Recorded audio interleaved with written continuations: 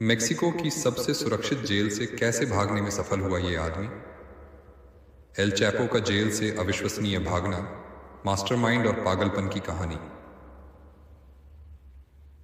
Joaquin L Chapo Guzman, कुख्यात drug Lord और Sinaloa cartel का मुखिया, कई चीज़ों के लिए बदनाम है, लेकिन उसकी सबसे आश्चर्यजनक उपलब्धियों में से एक मेक्सिको की सबसे सुरक्षित जेल से उसका अविश्वसनीय रूप से भागना था। 11 जुलाई 2015 को एल चैपो ने भागने की एक ऐसी योजना बनाई जो सीधे हॉलीवुड की किसी फिल्म से निकली हुई लगती थी।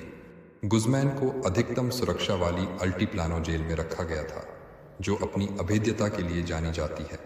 हालांकि उस रात जो कुछ हुआ उसने दुनिया को चौंका दिया और मैक्सिकन अधिकारियों को शर्मिंदा कर दिया। एल चैपो का भागना उसके सेल के शॉवर क्षेत्र से शुरू हुआ, जहां सुरक्षा कैमरों की निगरानी के बिना एक अंधा स्थान था।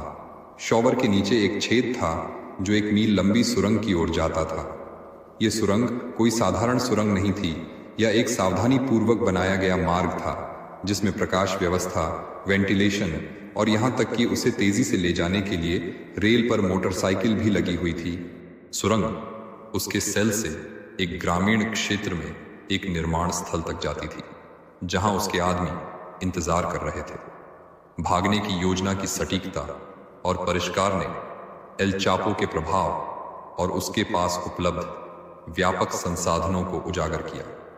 सुरंग अपने आप में इंजीनियरिंग का एक चमत्कार थी, जो न केवल आपराधिक चालाकी को प्रदर्शित करती थी, बल्कि गुज़मैन और उसके सहयोगियों की निडरता को भी दर्शाती थी। महीनों से उसका कार्टेल जेल अधिकारियों की नाक के नीचे गुप्त रूप से सुरंग खोद रहा था। सुरंग से निकाली गई मिट्टी को पता लगने से बचाने के लिए साइट से बाहर ले जाया गया। इस ऑपरेशन के लिए महत्वपूर्ण योजना, वित्त पोषण और समन्वय की आवश्यकता थी,